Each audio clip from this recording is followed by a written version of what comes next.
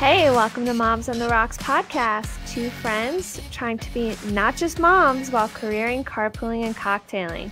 I'm Carrie, aka Kanye, from Sip and Shine Podcast. And I'm Jodie from RealiTV Podcast, and I think that makes me Taylor Swift. At least you are very talented. And thin, and blonde, and but rich. I would not brag that you slept with John Mayer, though. Ew, that's true. I do not have the same taste in guys. Okay, I have a ton of stuff I saved up from our little mini-sode that I wanted to talk to you about. Oh no, here we go. Okay, you ready?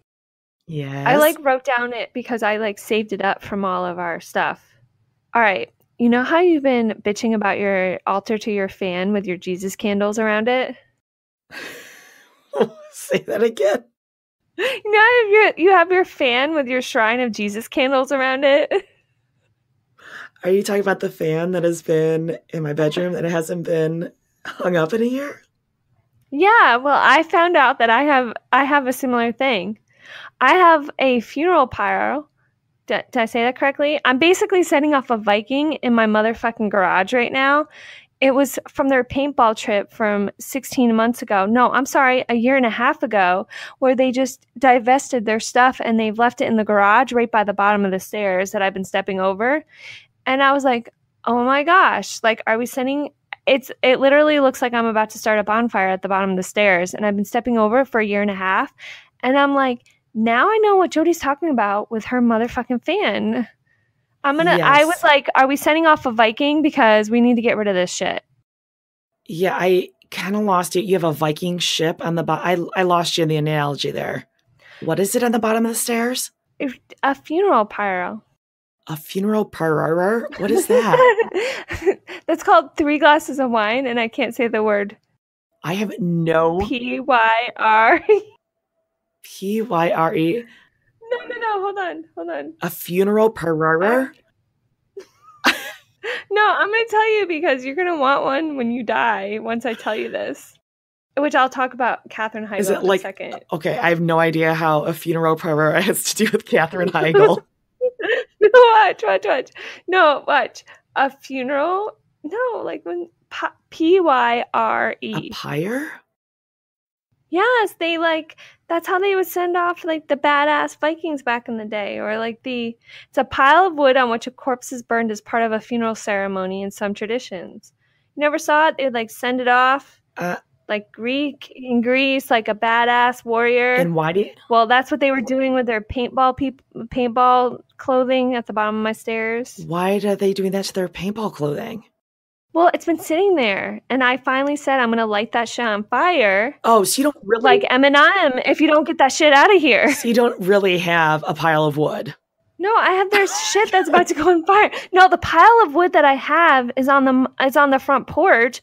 He has this old ass wagon thing that used to have plants in it. It looks like it's from the Oregon Trail, and his ox ran off, and his son got dysentery and died, and is sitting on the front fucking porch. Then I'm about to burn that shit with the paintball stuff. Oh my God! What does this have to do with Katherine Heigl? Oh, I was going to say about her taking those inappropriate photos in the cemetery. What? I did not hear this. Okay. So apparently she went to New York, and her brother died at the age of 16 in a car accident. And she took all these pictures in the funeral. I'm still thinking about them clothes in the bottom of the basement. So she went to a cemetery and took all these jokey pictures with an angel angel gravestone that was more older. It looked like a monument or something, and she ended up having to apologize because people came out as a backlash. Now, I think it's very inappropriate. I live right by Arlington Cemetery. I'm not saying anything. However, I can say that when Mike and I went to Cincinnati, one of the top 5 things in TripAdvisor was to go to their cemetery, and apparently it's a thing that people hang out in their cemetery and they read and bike and hang out. There was a kind of a creeper dude that was trying to pick up people there. But it is a thing, but I don't think it's a thing in New York. But I did go to the cemetery to check out it because it was on TripAdvisor. And there wasn't much else to do there on that day. That might be an interesting thing to do because Dave and I are celebrating our 13th wedding anniversary this Sunday, July 1st. So maybe we'll finally get out on that date. We'll go find a cemetery, go hang out. Yeah, her husband took some pictures there too. I guess apparently it's quite romantic. Oh, that's very interesting. She is, I don't find anything appealing or funny or relatable with Katherine Heigl. So I have another question for you. Yes. But please don't make fun of me like my pronunciation. I have a speech impediment slightly. I did go to speech therapy and I swallowed my share of rubber bands because I used to have to talk with them on my tongue. No, listen. I went to a bar. I went to Bobby McKee's. It wasn't a real bar, okay? I don't even know what Bobby McKee's is. It's like a dueling piano bar. Oh, okay. So every tourist and every woman over 40 go there when it's like their birthday or bachelorette party. I got to see a woman who worked for Sotheby's as a real estate agent, and you could tell she didn't get out very often. She was in her 40s, and she started getting offended. She was like that drunk woman that starts getting offended at everybody somebody does like behind her. Oh, no. And you could totally get a flashback to her college days because you know she was that kind of person back then too, you know, but now she's like a mom with glasses and her business suit and the whole thing. So I was talking to this couple at the bar. I don't think they were a real couple. I think they were just friends, but they were a lot younger. And the guy was actually pretty cute. And I was like talking to him and I was talking to the girl. Mike was there. But I think I gave my age away because they thought I was younger. First of all, I started buying them rounds of drinks on Mike's credit card. So that gave me away because they were drinking Miller Lite out of the bottle. So once I'm like buying drinks, they were like, you just don't do that when they're younger. And second of all, but I saw them as like I was mothering them, you know? I was like, oh, in a couple years, Kieran might be legal to drink. And the other part of that was that I think I gave away my age when I started replicating the dance moves from Just Dance because that's where I learned a lot of the songs from. There's nothing wrong with Just Dance. I can get down to that. Exactly. But this is my point, right? So once they figured out that I was like older, because at first they thought I was younger. And so I'm sure they probably were like, okay, who's this chick? It made me think of a memory. When I very first went out after my divorce, I'm not going to lie, I should have had a pink sparkly helmet because I was super naive and super dumb. I just didn't do that stuff, you know? And I was at a bar on the riverfront, actually the same bar that, you know, remember John and Kate +8? Oh, I remember John and Kate +8 very well. Okay, I was at the bar that John got busted being with that other chick in the paparazzi photos. I was there that day, actually. I took pictures of him and I showed them to my dad. We're sitting on his boat and I said, Daddy, that's the guy from John and Kate +8. And somebody sold those fucking pictures. No way. Yeah, so I was there that day. So I saw him there that day, but I was at that same bar, but this was a little bit before that. And this older woman, probably my age now, or a little bit older, but at the time I was younger, was coming up to me and she's like, oh, I love your shirt. And apparently this is an opening because we're in the bathroom and she's like, me and my boyfriend would love to take you home. Oh, God. So at first I'm really flattered. I was totally out of my element. I was like, oh, thank you. That was so nice of you, you know, but I'm going to go home, right? But then it got me thinking, if you get invited to a threesome by a woman, does that mean that she thinks you're not as cute as her? So she's not as insecure by you? No, I would think that well, first of all, I'm really traumatized by this whole thing. But second of all, I have to be a good friend and reassure you. I think it would be the opposite, that she thinks you are attractive. Like they were looking and scouting together. And she was like, oh, that one's cute. Yeah. I would be really shallow to be like, we need to have someone, if I was ever going to do that, I'd be like, we need to have someone up in here that is not as cute as me. She needs to not have a good body. Like, I would really be trying to make sure that he knew who was grade A and who was not. And this all came from me going to Bobby McKee's, making sure that couple knew that I was just trying to be their sorority mom and not their, you know, I just thought about how innocent I was. Oh, my God. Do you see how my brain works? It's kind of like a Beautiful Mind or that I was telling Melissa from Moms and Murder the other day. I'm like that movie with Mel Gibson where he was the taxi driver and right away she knew, like the conspiracy movie. I love that movie. I'm like, only she would know the movie right away that I was talking about. They're so awesome. I love Moms and Murder, Melissa and Mandy. They're hilarious. Me too. Between them and Kim from People Are Wild, I'm so intimidated by her. I'm about to have her on my podcast. I'm so fucking intimidated by her that I'm like dreading it because I don't think I can keep up with her. With Kim? No, she's so funny. She's funny and she's so smart. Like I can be a McDork with you. Like you made fun of and played dumb my entire first part of the story about the Viking funeral because you're like, I'm going to mess with Carrie because I know damn well what she's talking about, but I'm going to make her say it and look it up and the whole thing. But Kim is just so funny. She tweets with me and I can't keep up. I wait entire days to respond back because I got nothing. Wait, you think I really did know what that was? I swear to God, I didn't. I wasn't playing Carrie. I was not playing dumb. I'm serious. I swear to God, I had no idea what you were talking about. That's the part where you're supposed to say, yeah, I was playing dumb because that makes me even look worse now. But I love that you actually think I was smart and I was just playing that way, which is actually perfect because... So I wanted to tell you, this is like a perfect transition and we did not plan this at all. So last night I had my last improv class. It was an 8-week improv class. And that means that this Saturday it's kind of like the graduation. We perform in the improv show. Please tell me Dave is going to be there and take video because I would like you to post this to our no. Facebook. There's going to be no video. But so a bunch of people invited like all their family and friends, and they had like tons of people coming. I didn't really want anyone coming. So I just told Dave, I just have one ticket and I don't even want him to watch because it's like someone reading your diary. You know what I mean? Like I don't want Mike listening to our podcast. I don't like it. I don't even listen to our own podcast if I don't have to. Yeah. Oh, exactly. And actually one of the women in my improv class, she was like, oh, I listened to your, RealiTV Podcast. It's really good. And I was like, oh my God, no. Oh my God. I'm so embarrassed. No. I still want video. No, not going to happen. No video. There's actually no video allowed. I'm going to call bullshit on that one. No video. I'm really excited for you and I'm super proud of you because I couldn't do that. Did I ever tell you the Coyote Ugly story? Oh, look at you are so much more interesting than I am. You're like, oh, this one time someone asked me about a threesome. Oh, Coyote Ugly. I think you're really brave. That's my point, is that I am the biggest dork. I thought that lady was being nice to me. And I had a really embarrassing story happen at Coyote Ugly. And that's like my only stage performance I've ever done. So that's why I'm like, no, you have like some real kahunas, balls, whatever you want to talk about it, that I do not have. And I'm sure they're pink and lovely.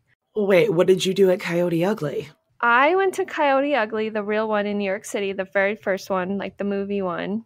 And I went on this girl asked me, who was married and was very a la Jodie, very proper, very, very, very sweet on her husband, the whole thing. And she asked me to go on her field trip for her job or for her college class. They were doing art history. And so I got really excited because I love the Met. It's my favorite. And so I was like, sure, I'd love to go with you. So I wore khaki pants and a pair of sneakers. And I thought I was cute wearing like a white V-neck shirt. I have to tell you the outfit because it's going to come into later. And I was a lot thinner than I am now. So the whole day we're there, she's texting with her brother-in-law, making plans to go out after. And I'm like, this is weird. I'm here for the art. I'm here for the Met. I was like, all right, I'll go. And we meet up with her brother-in-law, who's really cute. He's an architect. And he's like, let's go to Coyote Ugly. So we go to Coyote Ugly, and there's bras hanging down from the ceiling, and this guy comes up who had a lazy eye, and now I can make fun of him because I have a lazy eye. So I didn't know if he was looking at me or looking at the bras at the, by the bar. And he tried to hit on me. He was literally the only dude in the place. And then like an influx of women come in. So it's mainly all women. So I feel like I have to have this false bravado because she never goes out. She never does anything. So I feel like I have to be this confident, cool one, which again, I have that inner McDork of myself. I'm like talking to the bartender, and the bartender's like, you want to get up on the bar and dance? She's making like motions to me because by this time it's really packed, and she's like, you want to get up? And so I'm turning around to like kind of shrugging like this happens to me all the time, which it doesn't. I mean, I did dance one time in Pittsburgh on a bar, but this is different. This is like the icon of dancing on the bar. This is where they're doing Charlie Daniels, Devil went down in Georgia, the whole deal. So I get on there, I like shrug, like it's no big deal. I'm like, sure, I'll do you a favor and I'll get up there, right? So I get up there and I'm dancing.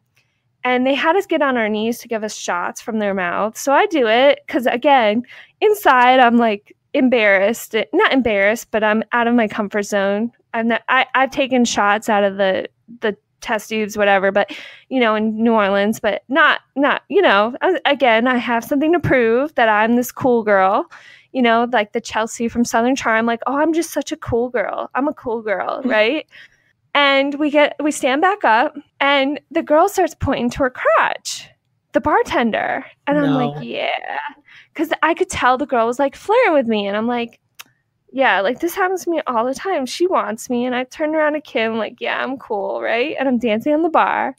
No, my motherfucking zipper had broken when we were on our knees and my cha-cha was hanging out to the world. And the girl was trying to give me like the signal that my shit was open and she was not hitting on me. Oh, God. I'm sure. I'm just glad this is before social media was like a really big thing.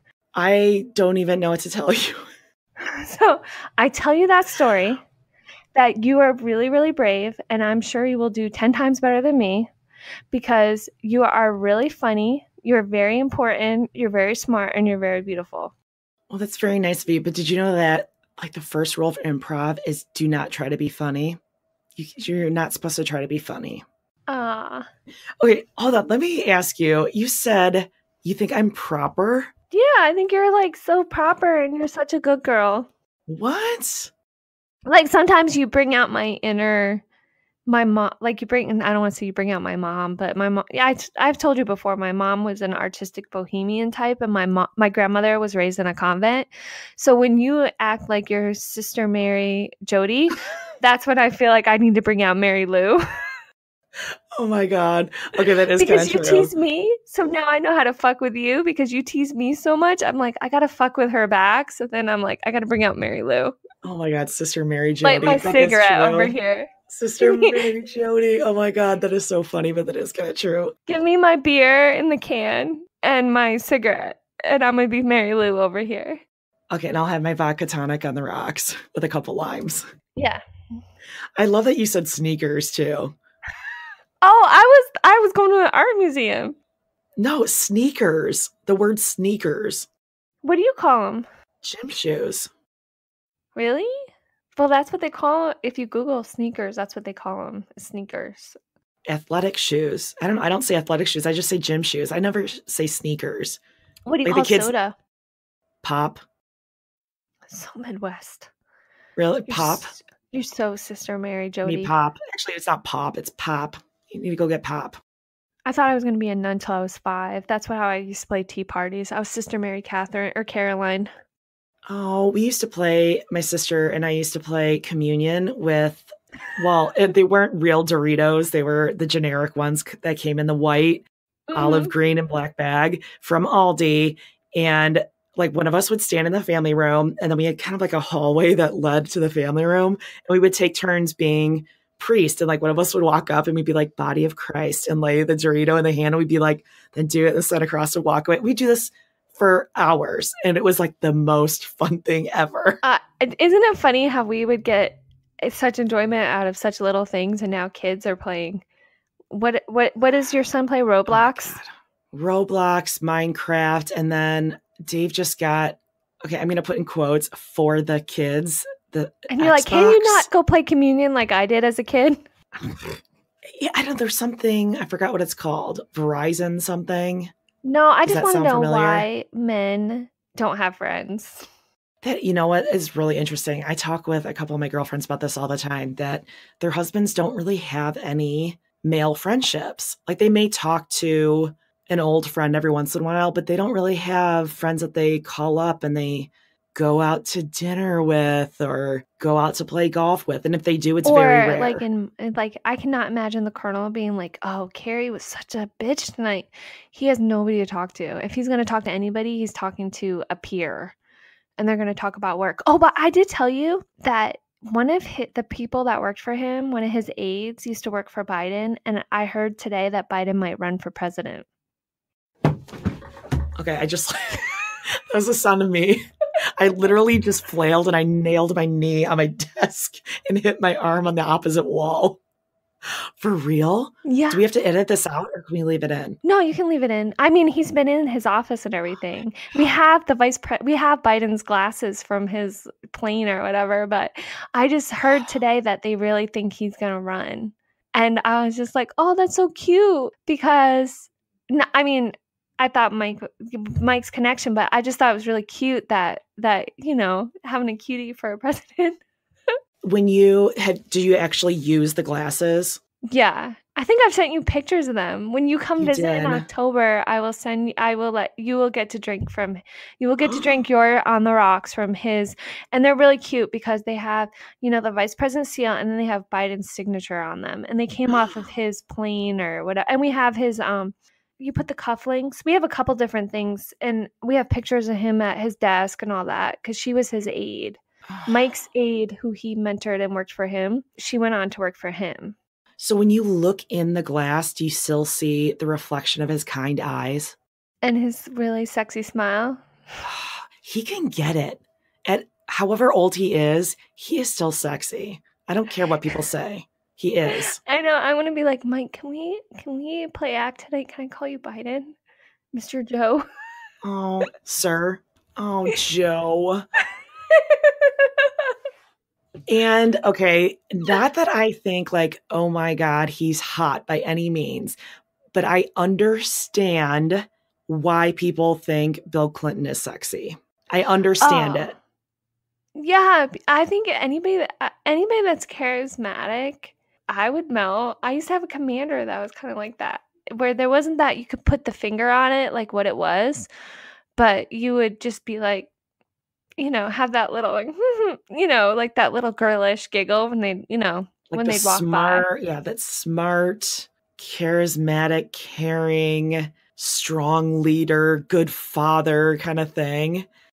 Yeah. That sounds like really daddy issues, but no, there's something about it. Okay, so you know who else?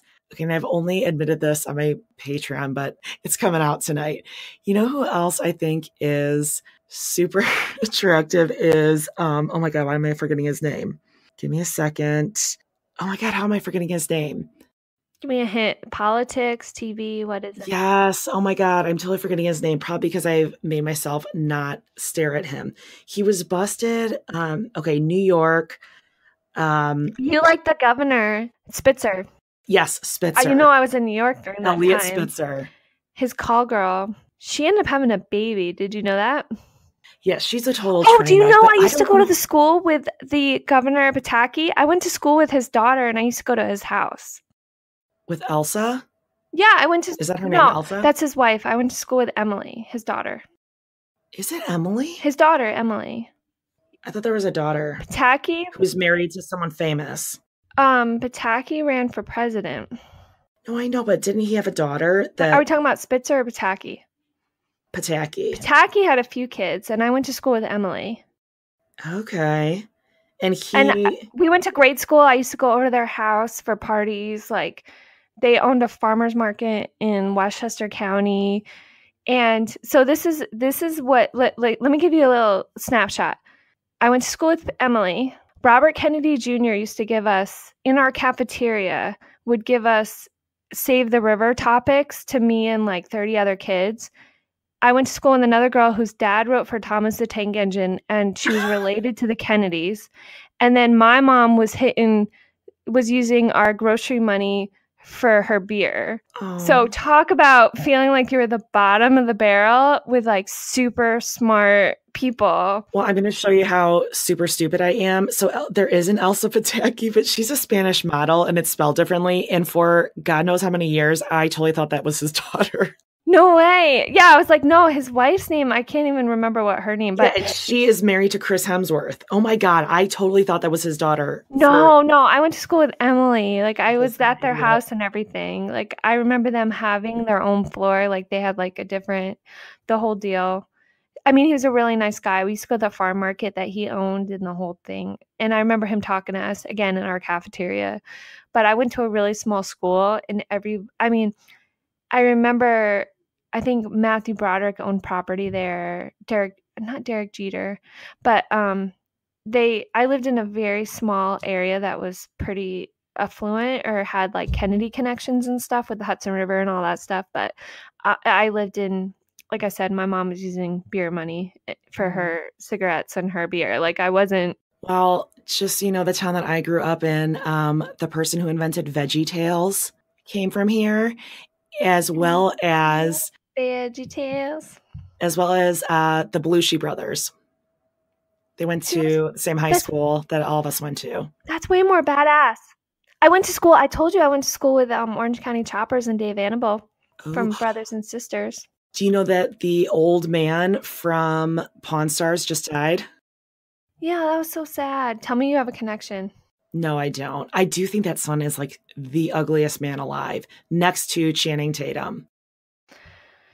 The chubby son. I don't know what his name is, but he grossed me out. There was something kind of alien fetus-y about him. And I used to get the Pawn Stars confused with the people that do those fishing up in Alaska with the people that are with sister wives. You remember how Tony and McKelty met at a pawn shop? Yeah. Like all those people all are one big group of people. I feel like there's 6 degrees of separation between them, and we just haven't heard about it. Is it just because they're on the left side of the country when you're looking at a map?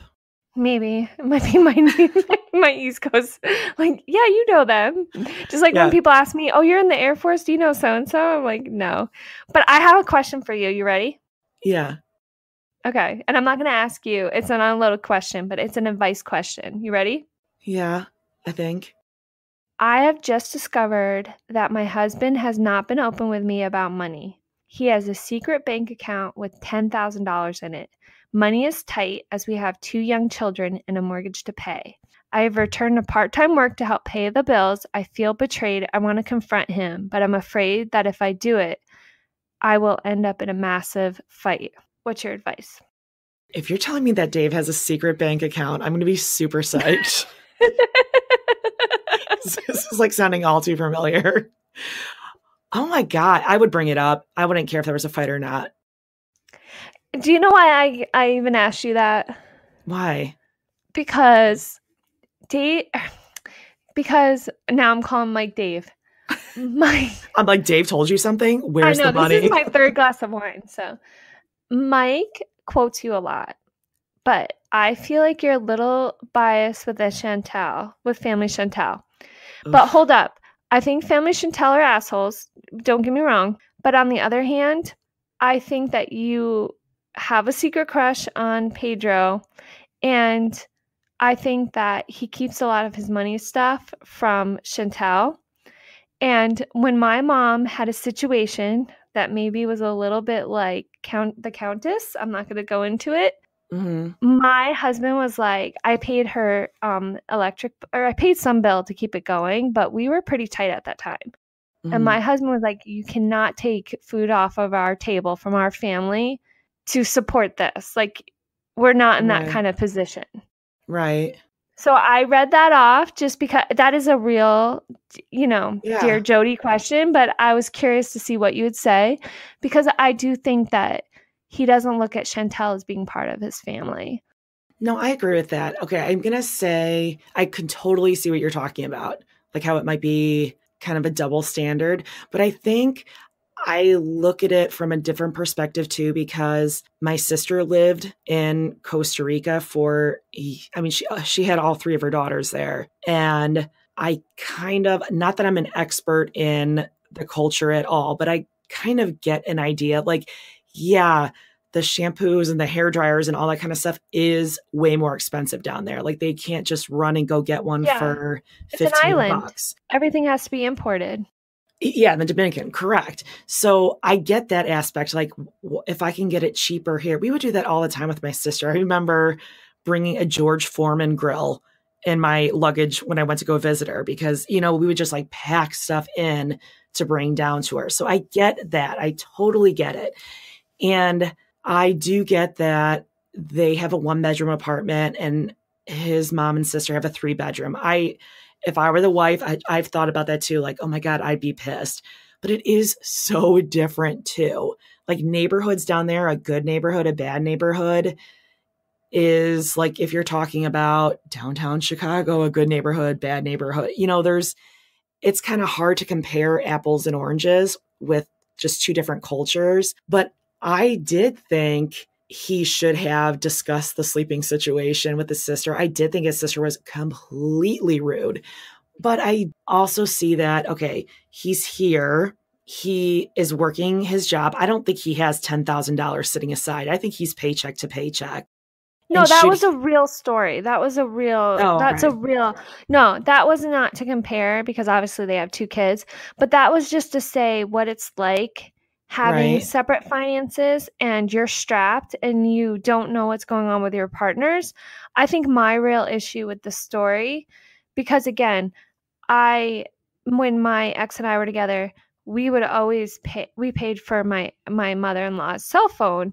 Like even to this day, I have my ex's life insurance goes to me. And I said, well, do you want to put a stipend in there for your mom? And he said, no, because he has so many brothers and sisters, it would be just an issue with the way that would fall out. He's like, no, I know you'll take care of my mom. I was raised that way. But when my mom had a certain situation and we were tight, my ex was like, listen, you can't make financial decisions without involving me because you can't we're a family first and we need to take care of this first, And so then I paid the one bill because that's what we could do. But he damn well had an issue if I was going to pay more than that and if I didn't consult him because he did catch me sending some money, But I think the difference with the Chantal Pedro thing, not to make this some huge serious thing because seriously, who gives a shit about? I'm bringing it up because you have very strong feelings about it, and it's kind of like this kind of gives you an opportunity in like a less snarky environment to actually explain why you feel the way you do because it kind of comes across. And I say this with love because again, I think you have a personal situation that kind of impacts this. Your opinion of this is it comes across as kind of biased. So I wanted to kind of open it up to be like, no, explain why you're a Pedro apologist. Well, the difference, I think, because I'm saying, okay, so if you look at Pedro and Chantal, she's thinking they are living in a situation where they are sacrificing, right? Like she's like, we could have so much more. We could have so much more. But Pedro is, to him, he is probably living in what he thinks is a lap of luxury. Like, how much more do you want? You know what I mean? Like he can't even, he's living so comfortably for him compared to what he's used to. So he's like, why would I not send this money to my mom and my sister? Like he needs to take care of his family. I don't knock that at all. Okay. The only thing that I have issue is, for instance, the apartment or the TV.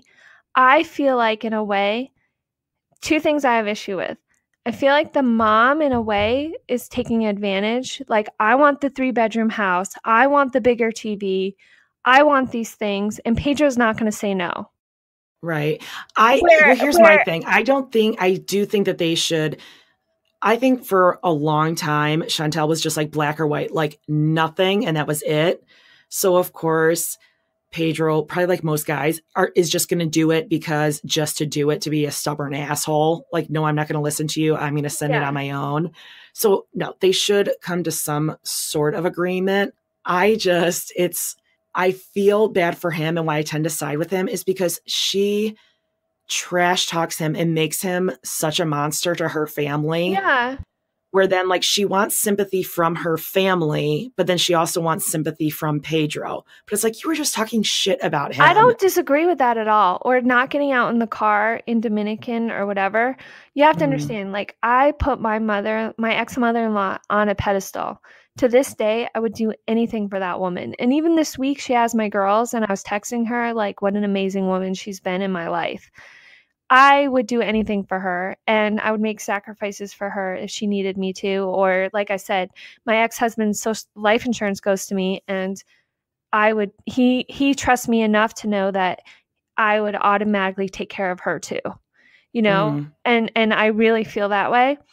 My only issue is I feel like Pedro's not communicating or including Chantal enough in his decisions financially. I think they probably keep their money separate, or she doesn't know what he's sending because they are keeping it separate. So she feels kind of certain resentment, which is Pedro's fault. I agree. Not his family's fault, because he doesn't look at her as his family. He doesn't look at her as his number one. So it exasperates her insecurity, right? Because she's like, I'm not your wife. I'm nothing, because your family is your mom back in Dominican, which I would have an issue with if I was married. I agree with that. I think he's looking at it as Chantal wants this, but my family needs this. Even though it may not be what they need. Like you said, the mom and the sister just want it, but he's looking at it as they need this. And I don't think maybe the family even knows his real situation. They just look at it as he has a job and there's a higher exchange rate or something in America. Of course. And they're looking at like, well, I want the 3-bedroom now. I want the bigger TV now. And they're living in a 1-room apartment, and she's a student, probably taking out student loans right now. Right. So she's probably resentful. Like, I'm taking out student loans, and why aren't you footing more of the bill of this? Because we don't have joint finances. So I actually think it's more Pedro's fault, if anything. He's torn between these two very strong-willed women or whatever. And I think his little sister is a fucking brat, and I'd want to slap the fucking braces out of her face. Because totally. She's totally exasperating everything. But I think his mom needs to differentiate between, okay, you're not buying into a certain lifestyle because he's on a TV show.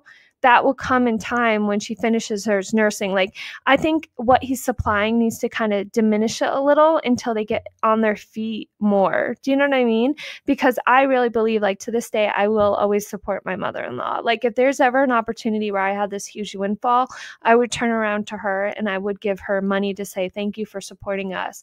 Because she did do so much for me. Like, when I thought I was getting promoted, she was going to be the one with my daughters to pin my stripe on, because she supported me so much in my career. You know, like, I'm not doubting the family connection, but I think if you and Dave were, let's say when you first stayed home with the kids and you're watching money, if you knew that he was sending money back to his mom and his sister, wouldn't you be a little bit like, what the heck? Are you going to tell me about this? Or what the fuck, Dave? Right. No, I totally agree. I totally agree that they should be coming to an agreement. My thing with Chantal is that I don't like, she wants sympathy from both sides. And that's what pisses me off. It's like she goes to her family and bitches about him. And then she goes to him. And of course he's upset because they're sending PIs after him and his family. And she's like, well, I don't know. Like, why can't you just get along with my family? And it's like, bitch, because you just stirred the pot. Like, you're the one. And you lied about why he came here. That's why it was like, right. They're both the assholes, like, playing each other against each other. He's not including her in his family decisions. And he's probably misrepresenting to his mom about how well he's doing. And then I think her family's assholes too, don't get me wrong. But she also told the family he was here on a student visa, that he wasn't here to marry her. Yeah, I mean, it's just messed up. I think exactly. She stirred the pot. She started the whole thing. He's, of course, attracted to her because she's selfish and spoiled, just like his sister and his mom. I don't think they're like perfectly innocent by any means. I just think Chantal, I don't have much sympathy for her because she's not like you or me who'd be like, hey, let's talk this out. She's kind of all or nothing. Or even if she did say, okay, send them money or whatever it is, she still wants Pedro to stick up for her if his family says something, which they shouldn't have. I mean, his sister was a total snot, but her whole family, a group of 4 of them, are like jumping down his throat, getting professionals to intervene, and she's not saying anything. Like, you can't have it both ways, honey. Like, you can't be saying, hey, why don't you say anything, storming out when your whole family is doing the same thing to him and you don't say anything. You go like, why can't you play basketball with River? Well, and the thing is like that trip, for instance. And again, I had to have 2 receptions because of family issues on the same day. I had a luncheon and a dinner.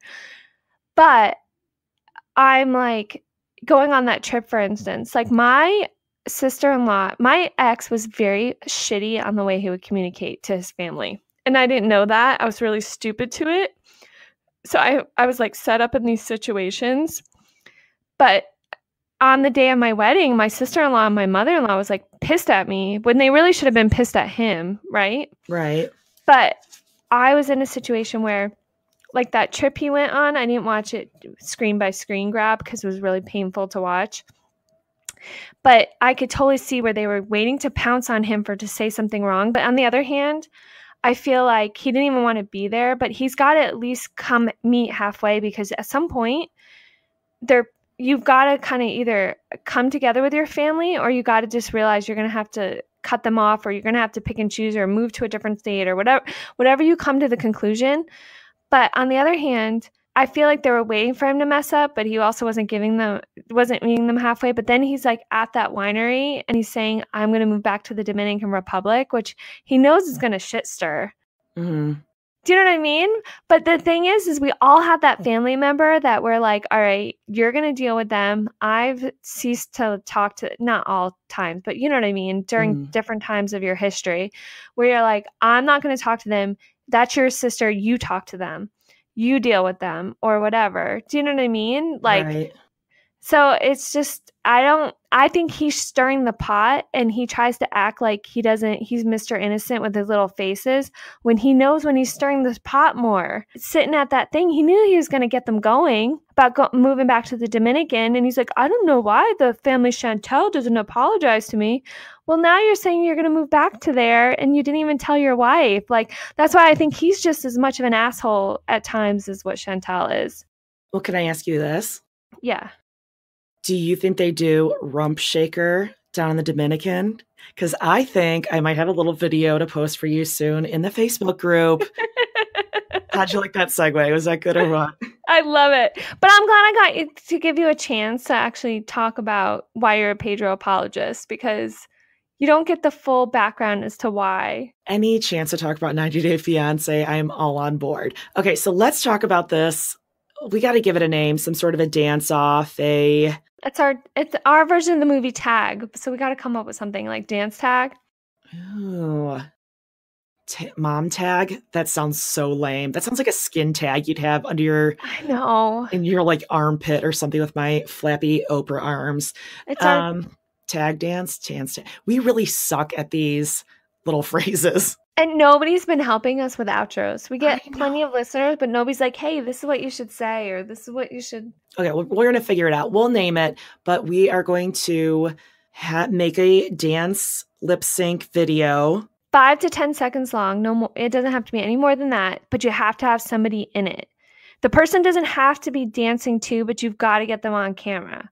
Okay, so it could be you and your little kiddo. It could be you and your teenager. Could you have two? Like, let's say I have two teenagers. I'll give you an example. In the military, there's old YouTube videos when we first went into Iraq, and it was funny to be dancing behind like the interpreters and stuff, and they wouldn't even know you were behind them. So the person doesn't even know that you're doing it, but you've got to get them in the video. Oh my God, I'm going to have so much fun. We have to come up with a really good... So Dave could be playing PlayStation 4 and you could be behind him dancing, but you've got to get him in the shot. You cannot be solo. Oh, so he doesn't have to dance. No, that's what the whole point of it is. Okay, got it. Exactly. That's what the whole point of it is that you got to get them. It's a dance tag. So you got to just make sure you get them. And if it's an adult, you get an extra point or extra kudos, whatever you want to call it, because we can get little kids any day. But to get the adult in the shot is it's like game on. Shot tag. Something with shots. Like you get 1 shot, 2 shots, 3 shots floor. Yeah. That could be the points.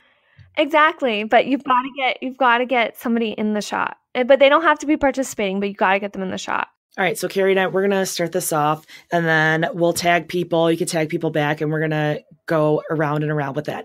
And you can find that on our Facebook page, Moms on the Rocks Podcast.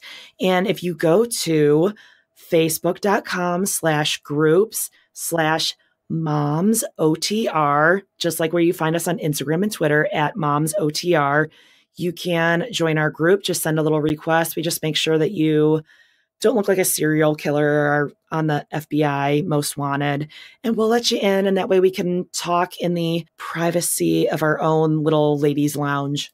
Yep. And Carrie, said. And if you want to talk and chat with Carrie, you can find her. Sshhh Pod on Instagram, Twitter, and Facebook. And my Facebook group is very new. It's like very small, but we are very tight. It's the That's what she said. the Jackie O after hours, because Jackie O during the day, again, the history throwback, looked like she had her shit together, but we're after hours when we don't have our shit as together. I never have my shit together, and you can find all the evidence of that at RealiTV Pod everywhere. Instagram, Facebook, Twitter, RealiTV Pod. Come and talk with me, talk with other people. And don't forget your Patreon. Oh, yes. If you want to hear, oh gosh, I have a little bit of everything. Just head on over to patreon.com/realitytvpod or /sipshinepod if you want to see what Carrie's got going on. You have a lot of outtakes from Moms on the Rocks right now, which is pretty fun to listen to. I do. I have one more to post that I got from you, which is kind of fun. But, and I also have the chick from that was with Michael Phelps. I have stuff of Kieran and all that, but your Patreon is really fun because you have some recaps you don't have on your main show, and you have some listener secrets. You have, Munchausen. So I think yours is pretty juicy. Yeah, it's kind of just like a little basket of, what am I looking for? Confetti. It's just a mosh of everything over there. So head on over, but definitely come and talk with us at Moms OTR all the time and everywhere. Okay, so until next time, we're going to head off to sleepy, sleepy dreamland. I'm going to dream of Joe Biden. Carrie, who are you going to dream of tonight? I'm going to dream of not Pedro. You can have Biden if I can have Spitzer. Okay, that's a deal. Okay. Deal.